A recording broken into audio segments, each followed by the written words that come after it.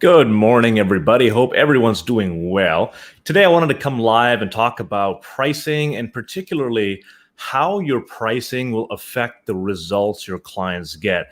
Now, I know this is a topic that not only do I get a lot of questions about in my own coaching group, but I also had the problem going into it myself. I want to share a story with you about how my investment in coaching programs at different price tiers has affected my performance in those attributes or in those specific areas that I was trying to improve. Okay. Now, a lot of people, when they're thinking of raising their prices, let's say you're a coach and you want to raise your prices, one of the things that immediately strikes is fear, the fear of raising your prices. And you feel like, if I raise my prices, less people will pay me. I'll probably lose the sale if the price is too high. And I get it. These are reasonable concerns to have, especially if you're just starting out. You don't have a big list of clients. But I want to focus on how these lower prices will affect the client when they're signing on. Okay. This is what I've noticed. When you have a client that joins your program at a very, very low price, at the first session, maybe the second session, they're excited because it's something new. They want to explore what's going on. They join in and they're all ramped up. As your relationship progresses with them, they start to veer off. They start to veer off and their attention starts to veer off. And the more work you pile on them, the slower their progress tends to get because other things take priority in their life.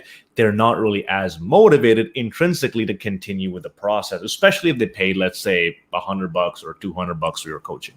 So there's something I like to call the minimum action threshold, right? So how much money does someone have to invest? How much skin do they have to have in the game before they actually get off the couch and change something? So let's say I am someone who really wants to get fit. I want to get a six-pack, okay? And I'm in a position right now where I don't have a six-pack. I'm not very fit. And if I pay someone $200 and they outline a workout plan for me, a very rigorous diet plan for me, a very rigorous exercise regimen, whatever, and I'm supposed to adhere to that for the next 8 weeks. Now, because I've only invested $200 in the process, I'll be excited for week one. I might even be excited for week two, but then because I haven't invested enough, I don't have anything to lose. I'm not really going to be committed. And I've seen this with my own clients that I work with on a lower price point. I've seen it with their clients who they previously worked at a lower price point. When people pay less, they're just less committed. They're less focused. Other things take priority. Now, let's say you have the same exact example, except instead of $200, I paid $2,000. Now, I paid $2,000 for the exact same service. How much more attention do you think I will place on the advice, the coaching? How much more faith do you think I will have in the process? How much more incentive do you think I would have to get off the couch and actually do something? A lot more. Why? Because I've paid for it. I've committed with my money. So a lot of people will come to you and say, hey, I'm really passionate about changing this or this transformation. I want to do this. I want to do that. But when it comes to actually committing and showing, expressing with their wallet that they are committed, a lot of people will back out, which then makes you question, how important is this to you? Is this really that important? If it's not very important, if it's not more important than $500 of your time, then do we really need to do this? So think about your price point as an enabler for the action your clients take. Now, one thing I do want to point out, different people experience different price levels differently. So $2,000 for someone right out of college is very expensive, but $2,000 for, let's say, a senior VP is going to be very cheap. So prices are subjective, expensive is subjective. So depending on the niche you're in, know enough about your niche. What is an enough amount of money that gets people off the couch? Like, I have people who've paid me $6,000, really excited in week one, really excited in week two. Other things start happening. They go on a vacation or they party a little bit or they go out with their friends or maybe they get a job on the side and then they forget about the whole process. And that's normal because other things take priority. So you have to make sure the amount of money your clients are investing is high enough to actually scare them. Yes, it's high enough to make them uncomfortable. If you're giving them a price they're 100% comfortable with, the action threshold is very, very low, meaning they're not really going to be investing too much. there's not enough reason for them to get off the couch. So think about it like this. The higher the price you have, yes, there's a certain amount of sales skills you need to have to sell something that expensive, but also you will have people who are more committed join your program. If my whole program was $1,000, I'd have a ton of people joining, but I'd have maybe 5% of the results that I get in my program now, because people join for very cheap. There's not a whole lot going on. They don't really feel like they need to commit to it because they haven't really paid. They don't really need to have faith in the process because they paid so little, and their attention starts to deviate. What if I tried that instead? Let me forget about Yasser's course. Let me try out this person's thing, because you haven't really committed. So think about your prices and how they affect the results your clients get. What is a price point that makes them uncomfortable enough to get off the couch and actually do the things that you're recommending them to do? If it doesn't change much, if it's not going to give someone an incentive, then they're not going to change anything. So this is what the loop looks like. Okay, you think that if you raise your prices, no one's going to join, so you lower your prices. You have lower prices. You have clients join in at lower prices, and a lot of them join because they're low, not because they value your service. They join just because they're cheap. So you'll get not the best quality clients. Now, when you do get those clients and you tell them what to do, eventually there's going to be a point where there's a lot of work and they haven't invested enough money to justify doing that work. Now, I'll give you another great example.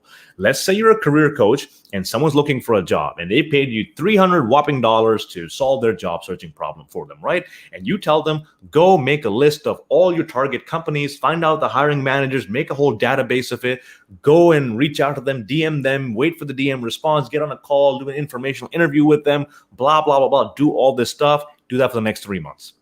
Now, someone's paid you $300 and they've never networked before. What incentive do they have to overcome those hurdles, to go out of their comfort zone, to do all that stuff? And I'm telling you this because I've done it. I've hired a fitness coach. This was 3 years ago. I paid him $1,500 as a student because I was very insecure about my body at the time. And apparently he cut it down for me in increments. So I could pay like $50 a month or something like that.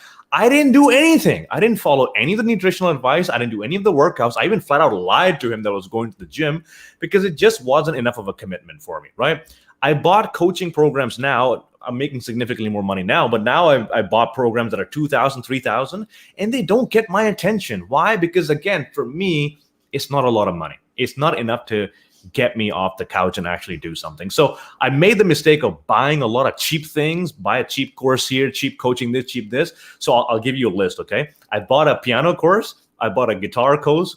You can probably see the guitar right there, which I don't know how to play. I bought a piano, which I still don't know how to play. I bought a dance course. I bought 3 different mindset and sales courses, and I haven't attended any of them. You would have thought that I would have gotten the message a long time. But honestly, I'm the kind of person I need to have skin in the game. If I just pay a little bit of something, it's not enough to get me off the couch. Think about your gym membership. If you're paying $10 a month and you don't go the entire month, you don't feel like you're losing anything, right? Like, it's $10, whatever, who cares? So with your pricing, think about it like that, okay? Whatever your price is going to determine how much action your niche takes. Now, again, remember, your niche is different from other people's niche. I'm not saying go $5,000 right off the bat. If you're working with students or if you're working with unemployed people who can't really afford anything, maybe they're on unemployment benefits, your niche is going to be different. But there needs to be a price that makes people uncomfortable enough to get off the couch. The other thing I'll throw in there as another case for raising your prices, people associate higher prices with higher quality. I'd rather pay higher amounts if it gives me a higher certainty that my problem will be solved. Do you want to go take your car to a cheap mechanic just to save money, but you're not sure if it's going to fix your engine? Or do you want to pay a little bit more and be a lot more certain that your problem is going to get solved? Most people want to get their problem solved. If people want to save a couple of $100 and that's their priority, then the priority is to find the cheapest solution, and that's not you. You don't provide the cheapest solution. You provide the best solution.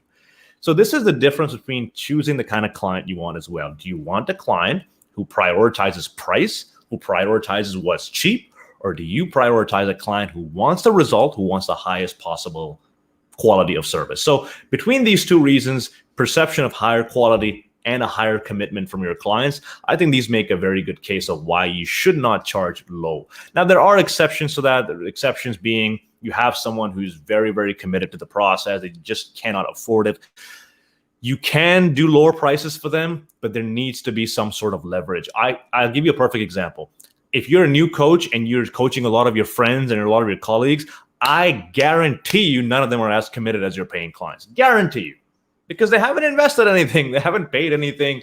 They feel like they're just there to support you a little bit. Even if they really need the help, they won't. I know this because I have clients, friends of mine, who said, Yasser, I know exactly what you do. I know what your process is, but I don't want to do it. And then they came and they paid me in full, and then they started doing it because now there was something enabling them to do it. So I hope I've made a case for you for why higher prices are not just about you making more money. Yes, you will make more money, which will then in turn give you more resources to help the client. So let's say you get on a call with someone and you're coaching them and you're not getting paid enough. You feel bad about yourself. You feel like you're making very little money. You feel like there's not enough incentive for you to help your client. You don't have money to get the resources, invest in yourself to then help your clients. You're not going to be able to help them a whole lot. So raising your prices is not just good for you, it's also good for your clients. So just want to come in live and share that with you. If this was helpful, please let me know. I'll be doing a lot more of these live sessions as I get ideas impulsively. You might have noticed I'm very impulsive with these. Any ideas are welcome, and I will see you in the next one. Take care.